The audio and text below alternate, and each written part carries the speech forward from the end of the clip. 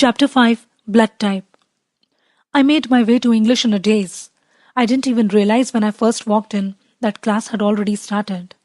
"Thank you for joining us, Miss Swan," Mr. Mason said in a disparaging tone. I flushed and hurried to my seat. It wasn't till class ended that I realized Mike wasn't sitting in his usual seat next to me.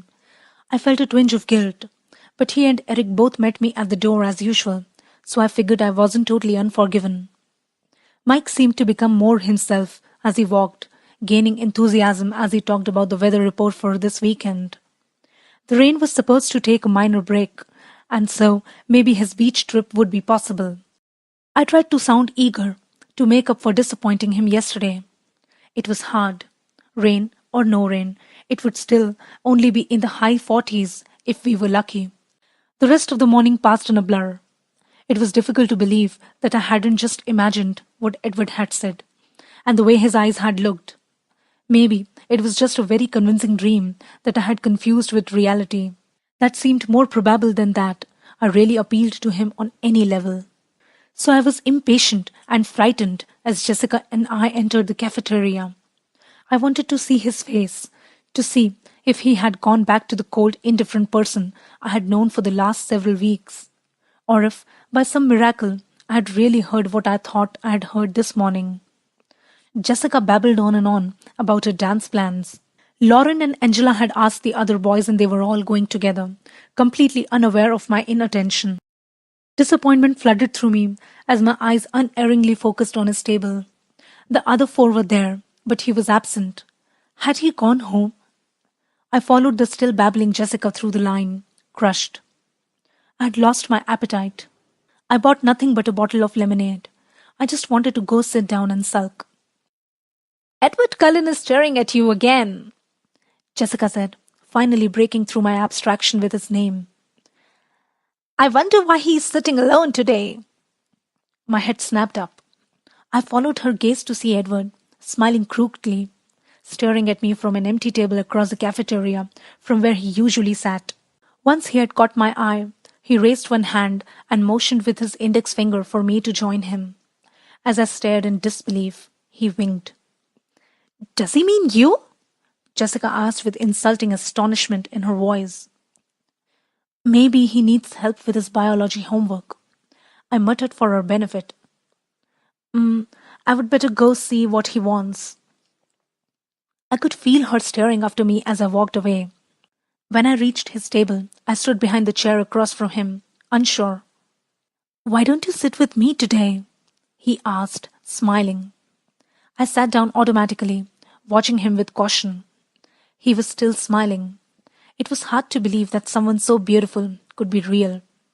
I was afraid that he might disappear in a sudden puff of smoke, and I would wake up. He seemed to be waiting for me to say something. "This is different," I finally managed. "Well," he paused, and then the rest of the words followed in a rush. I decided as long as I was going to hell, I might as well do it thoroughly. I waited for him to say something that made sense. The seconds ticked by. I don't have any idea what you mean," I eventually pointed out. "I know." He smiled again, and then he changed the subject. "I think your friends are angry with me for stealing you." "They'll survive." I could feel their stares boring into my back. "I may not give you back, though," he said with a winged glint in his eyes. I gulped. He laughed. "You look worried." "No," I said, but ridiculously my voice broke. "Surprised, actually. What brought all this on?" "I told you. I got tired of trying to stay away from you, so I'm giving up." He was still smiling, but his ochre eyes were serious. "Giving up?" I repeated in confusion. "Yes, giving up trying to be good. I'm just going to do what I want now, and let the chips fall where they may." His smile faded as he explained, and a hard edge crept into his voice. "You lost me again." The breathtaking crooked smile reappeared. "I always say too much when I'm talking to you. That's one of the problems." "Don't worry, I don't understand any of it, I said frailly. I'm counting on that. So, in plain English, are we friends now?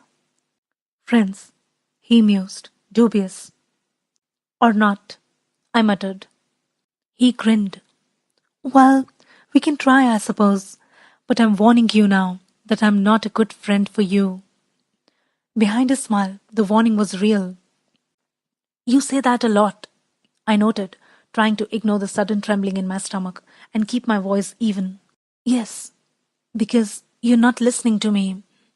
I'm still waiting for you to believe it. If you're smart, you'll avoid me. I think you've made your opinion on the subject of my intellect clear too. My eyes narrowed. He smiled apologetically. So, as long as I'm being not smart, we'll try to be friends? I struggled to sum up the confusing exchange.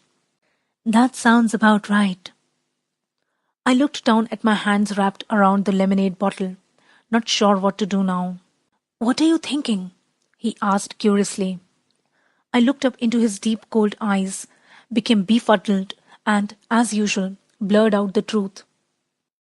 I'm trying to figure out what you are. His jaw tightened, but he kept his smile in place with some effort. Are you having any luck with that? He asked in an offhand tone. Not too much, I admitted. He chuckled. What are your theories?